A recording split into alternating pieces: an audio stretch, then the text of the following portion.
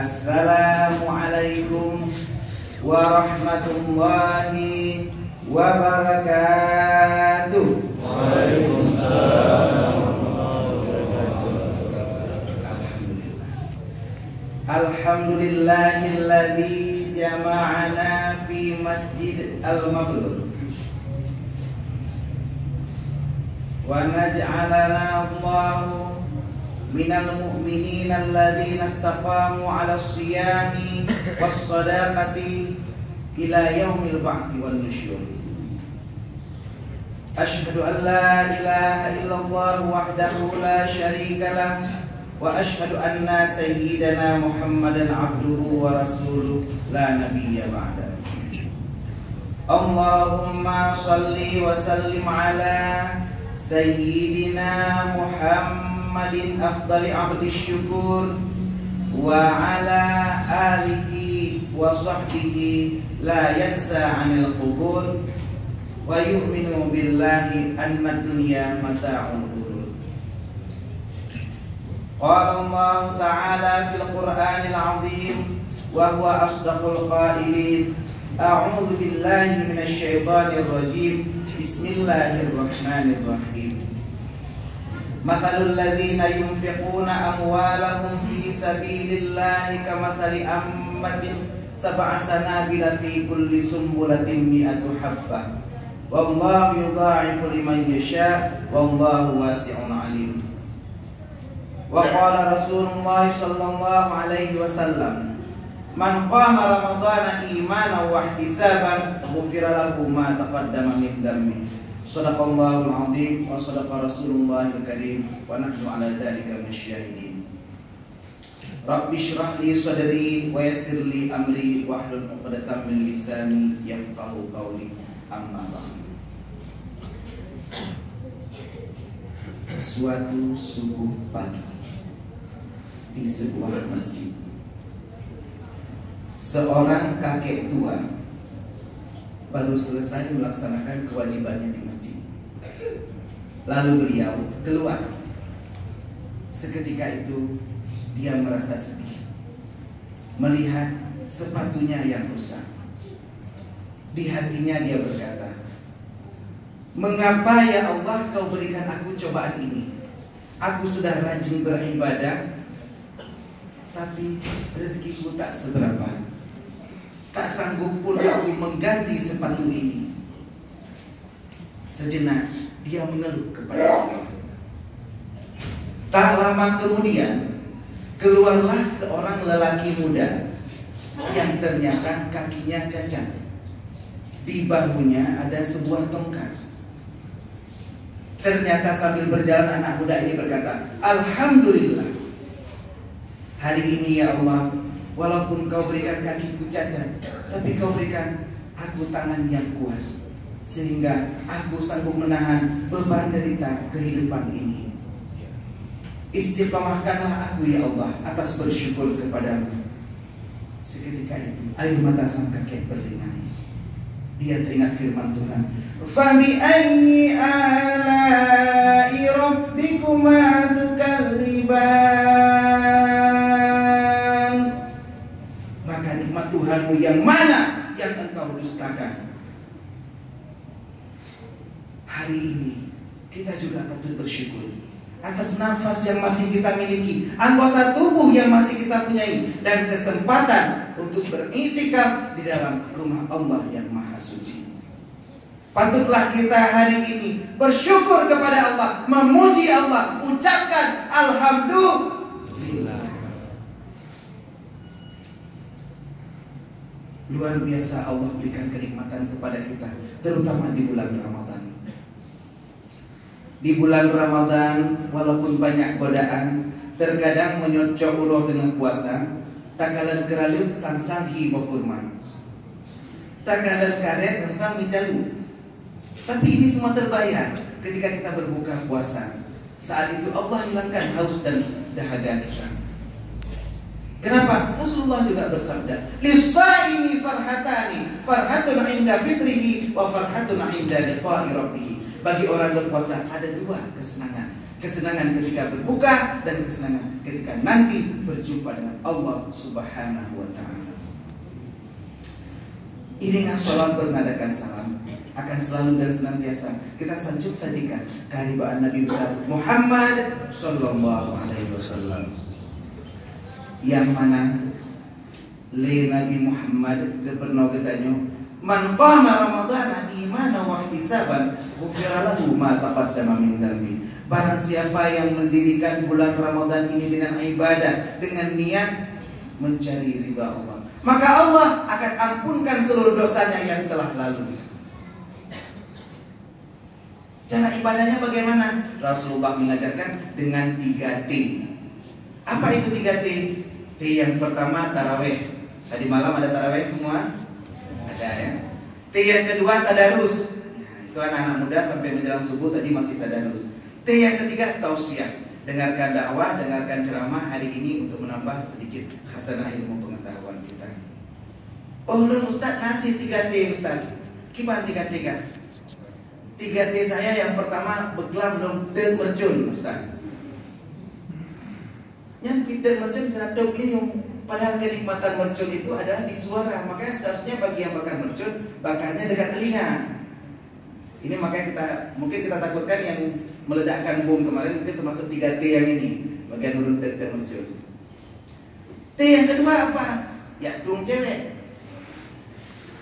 Subuh pagi jemput cewek, bawa ke masjid, selesai sholat sudah mulai keluar. Yang lebih kalau mendeteksi adanya mungkin ya asmara subuh. Itu T yang kedua ya, cewek. T yang ketiga apa? Dengar. Batakalan dengan ceramah, khusyuk, tawadu, menunduk, lupa ngantuk. Lalu pun kadang-kadang dia lupa karui babah, usahanya punya ini. Tapi ternyata 3T yang pertama tadilah yang diajarkan oleh Rasulullah kepada keluarga dan sahabatnya sekalian, seterusnya kepada tabi'in, tabi'in, ulama mutaqaddimin dan ulama mutaakhirin serta ulama yang mu'tabar. Kata-kata ikram ta'zimul tuan kepada Imam Syekh Masjid Al-Mabrur, Abah Teguh Fakro dan seluruh pengurus masjid yang berbahagia, Bapak Geshi, Teguh Imam serta seluruh perangkat desa, dan terutama kepada para abu, abi, tengku haji, umi dan seluruh jamaah masjid yang luar biasa dirahmati Allah. Mengapa? Jamaah masjid itu sebenarnya adalah orang yang sangat luar biasa. Bayangkan apabila saya hari ini bekerja di kantor bupati, lalu saya pindah ke kantor imigrasi. Memang jaraknya singkat, jaraknya dekat. Gaji saya di kantor bupati 3 juta. Gaji saya di imigrasi bisa 15 juta. Siapa yang gak mau? Hari ini bapak-bapak, ibu-ibu pindah. Seharusnya sholat subuh di rumah, pindah sholat subuh ke masjid. Pahalanya langsung berlipat ganda. Sholat subuh di rumah 1 kali, di sini 27 kali. Makanya luar biasa penghargaan saya, sangat istimewa untuk para pengunjung masjid dan seluruh jamaah sekalian, terutama kepada para pemuda. Saya salut sekali kepada para pemuda, karena para pemuda di dalam kampung ibarat payung lagu jin raya. Pemuda-pemuda inilah yang kata dalam sebuah pepatah, syubbanul yaum rijalul ghad. Pemuda-pemuda hari ini yang jadi pemimpin masa depan.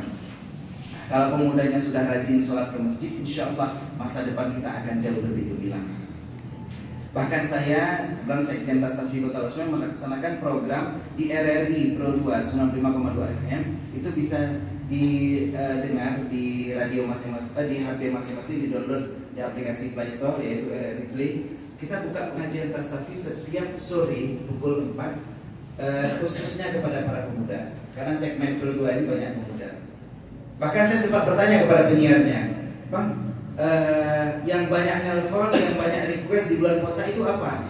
Ternyata kata penyiar, yang banyak request di bulan puasa adalah lagu Afgan. Loh, kenapa Afgan terkenal sekali? Ternyata Afgan Maghrib. Jadi banyak ya, lagi zuhur pun Bang, minta azan Maghrib lah, cepat diputar ya, biar cepat buka puasa. Ternyata itu yang banyak request di radio. Subhanallah, kelakuan para pemuda. Tapi saya bahagia sekali melihat pemuda Kampung Menasa Masjid dan sekitarnya rata-rata mukanya bersih-bersih, cerah-cerah, ganteng-ganteng. Kenapa? Kayaknya bebas dari narkoba. Beda dengan tempat tinggal Lunduan Jino. Pemudanya banyak terpengaruh dengan narkoba, dengan sabu-sabu, dengan SS. SS ini ternyata merusak generasi kita, merusak mental para pemuda. Akan tetapi ada SS yang perlu disiapkan selama puasa. Inilah yang akan kita bahas hari ini. Apa itu SS dalam puasa? S pertama adalah siam dan S kedua adalah sedekah. Ini akan coba kita bahas hari ini. Ummi mertua dan kaum ayah as-syurga Allah. S yang pertama yaitu siam. Siam artinya puasa. Dalam melaksanakan puasa di bulan Ramadan, kita harus mempersiapkan diri dengan ilmunya, terutama ilmu tastafinya, ilmu tasawufnya, tauhidnya dan fikihnya, yaitu fiqh siam. Artinya apa? Kita tahu apa yang mewajibkan puasa, apa yang membatalkan puasa. Kalau nggak tahu, tanya sama ustaz. Nah, kemarin ada mahasiswa nanya, Ustaz, saya kan lagi sibuk skripsi nih Ustaz. Jadi kadang-kadang saya lelah sekali. Kira-kira Ustaz, kalau saya ngopi pas lagi puasa, itu batal puasa nggak Ustaz? Saya jawab nggak batal. Karena sejauh ini dan sampai hari ini saya belum pernah melihat ayat dan hadis yang menjelaskan tentang batalnya puasa karena ngopi. Tapi syaratnya flash disknya jangan ditelan ya. Karena ngopi flash disk, ngopi data pakai flash disk ceritanya karena untuk skripsi. Jadi ngopi data itu nggak batal puasa. Kalau flash disknya atau CD-nya jangan dimakan. Tapi kalau kamu malah lempar koin, lempar uang, itu malah batal puasa. Saya bilang, loh kok gitu Ustaz? Karena kalau lemparan uang kamu disambut oleh tukang es dawet, lalu dihadiahkan kepada kamu segelas es dawet yang segar, dingin dan menyejukkan, dan kamu langsung minum di siang hari bulan puasa, itu yang batal.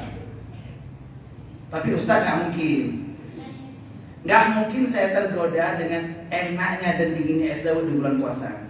Karena kan setan dibelenggu di bulan puasa. Iya, Rasulullah bersabda, "Atakum syahrul Ramadan syahrul mubarak."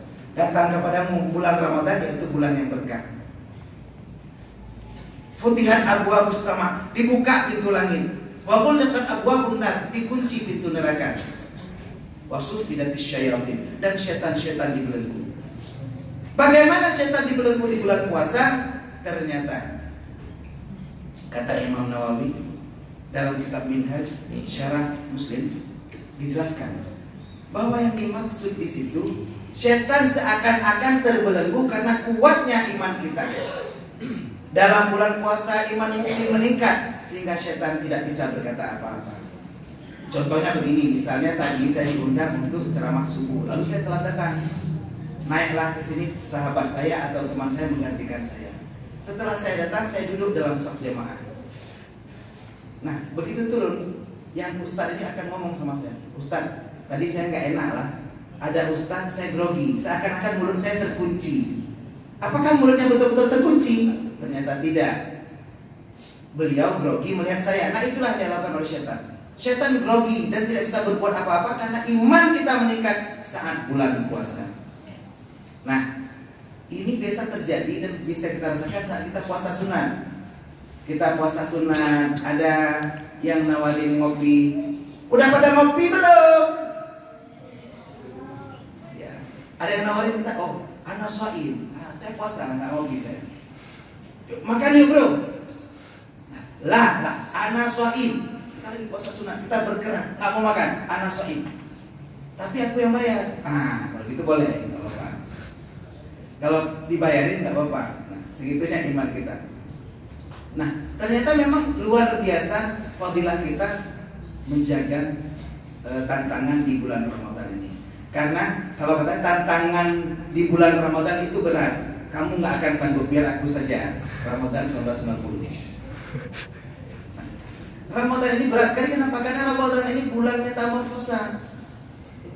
Kalau dia bisa merubah ulan menjadi kupu-kupu, maka Ramadan dengan siam kita yang sempurna bisa merubah kita menjadi pribadi yang baru. Sehingga nanti Ramadan berlalu, kita akan sampai menjadi pribadi yang fitri. Semua akan kembali ke fitri. Makanya yang capek Bu Fitri itu, semua kembali ke ibu nanti. capek sekali. Tapi luar biasa, pastikan semangat Ramadan kita, pastikan semangat syam kita. Ya ayyuhalladzina amanu kutiba alaikumus syam. Hai orang-orang beriman, diwajibkan kepada kamu untuk syam, untuk berpuasa. Kama kutiba alal ladzina min qablikum la'allakum tattaqun. Semoga kamu mendapatkan titel takwa. Dan inilah impian kita, dengan syam kita yang sempurna, kita akan mendapatkan titel takwa insyaallah. Kaum yang kedua, asal surga Allah. Yang terakhir yaitu sedekah. Nah, sedekah ini di bulan puasa sangat beragam bentuknya. Apabila ada lampu masjid yang mati, kita hidupkan, kita sumbang lampu, maka kita akan terus dapat pahala selama lampu itu hidup. Kita sumbang musala, kita sumbang sajadah, maka terus dapat pahala selama sajadah itu digunakan. Kita sumbang makanan untuk orang berbuka puasa, maka ini juga akan menghadiahkan pahala seperti pahala puasa orang tersebut tanpa mengurangi pahala orang tersebut. Luar biasa pahala sedekah di bulan puasa. Dan ini menunjukkan bahwa harta kita adalah titipan. Rasulullah mengajarkan kita untuk terus bersedekah selama bulan puasa. Bahkan Rasulullah mengajarkan, la yanqusul malu bisadaqati, bal yazdad, bal yazdad, bal yazdad. Tidak akan berkurang harta karena sedekah, bahkan akan bertambah, bertambah, dan bertambah.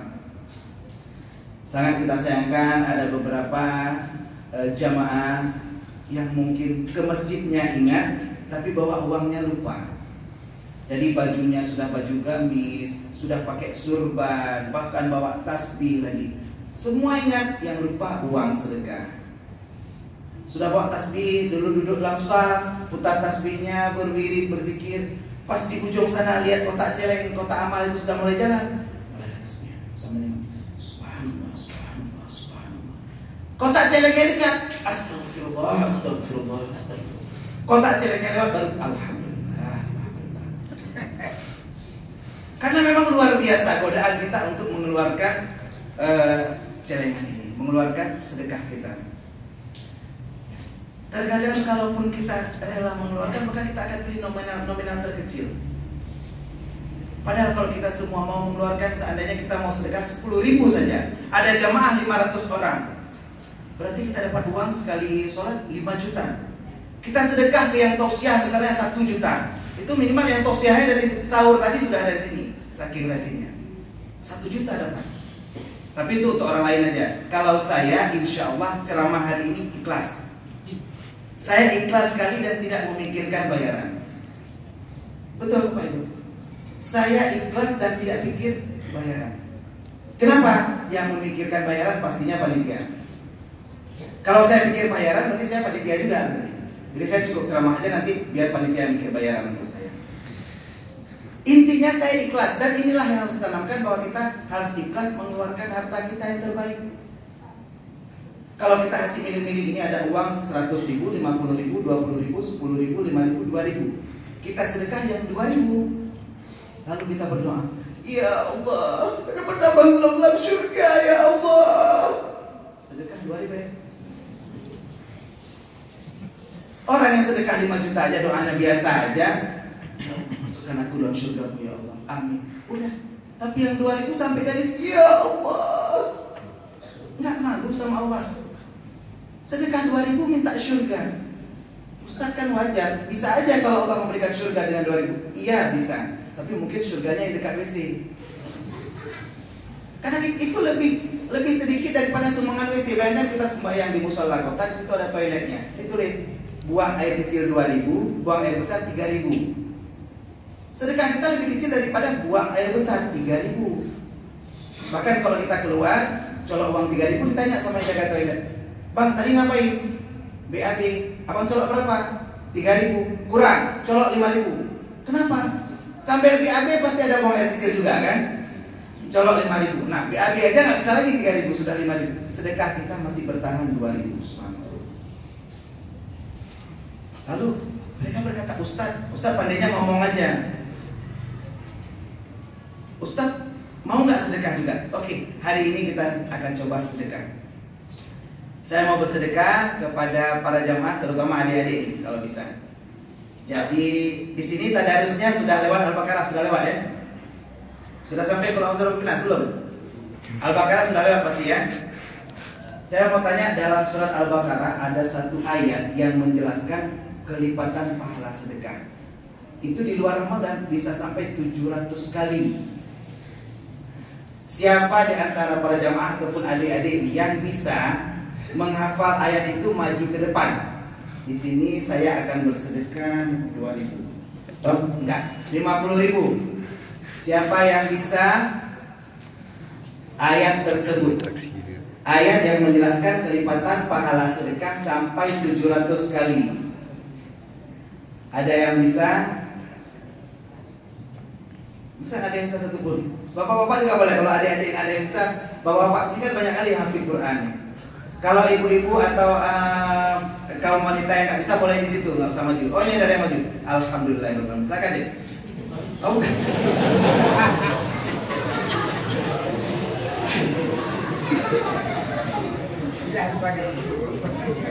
Lumayan 50.000 untuk es dawet ya. Jangan sampai dibawa pulang balik sama Ustaz nih. Nah, cluenya tadi sudah saya baca di awal. Di awal khutbah tadi, di awal ceramah tadi itu ayatnya. Ya, surah Al-Baqarah itu. Siapa yang bisa, yang cewek kalau nggak berani maju boleh berdiri situ, sebutkan nama, uangnya saya kirim. Saya panggil Kerali, Flying Coklat, kirim ke sana uangnya. Kalau masa nggak ada yang bisa satu pun? Matalul ladina. Siapa yang nggak bisa ada dikasih cluenya tuh? Satu orang saja. Nggak ada yang bisa, anak-anak, bapak-bapak juga boleh. Satu orang saja, masa nggak bisa satu ayat aja? Matalul ladzina yunfiquna amwalahum fi sabilillah. Coba sambung, boleh maju ke depan. Ada yang bisa? Ada yang bisa? Kalau nggak bisa dicolok lagi ini. Sayang udah dibawa. Ya ini dia. Baru banyak kamar mandi ya. Nggak bisa? Nggak bisa berarti jatah masjid ya, sedekah ke masjid. Luar biasa. Jadi matalul ladzina yunfiquna amwalahum fi sabilillah kamathali habbatin ambatat sab'a sanabila fi kulli sunbulatin mi'atu habba. Permisalan harta yang kamu berikan di jalan Allah seperti sebuah tangkai padi yang mempunyai 7 bulir dan setiap bulirnya mengeluarkan 100 tangkai. Berarti 700 kali lipat sedekah kita. Luar biasa fadilah pahala sedekah. Dan ternyata sedekah ini memberikan efek yang luar biasa untuk menolak segala macam bahaya dan juga bencana diri kita. Kita lihat banyak keluarga kita yang sakit, banyak kita juga yang menderita sakit. Ternyata kita kurang sedekah. Karena dengan sedekah maka seluruh bala dan bencana akan tertolak dari kita, dari kampung kita, dan juga dari negara kita. Tujuan kita sekarang perbanyak sedekah. Pernah ada kejadian dulu, ada seorang sahabat yang dia punya seorang budak. Budaknya ini sangat polos. Saking polosnya disebut si bodoh. Julukannya si bodoh. Ternyata dia tidak bodoh, cuman dia punya prinsip.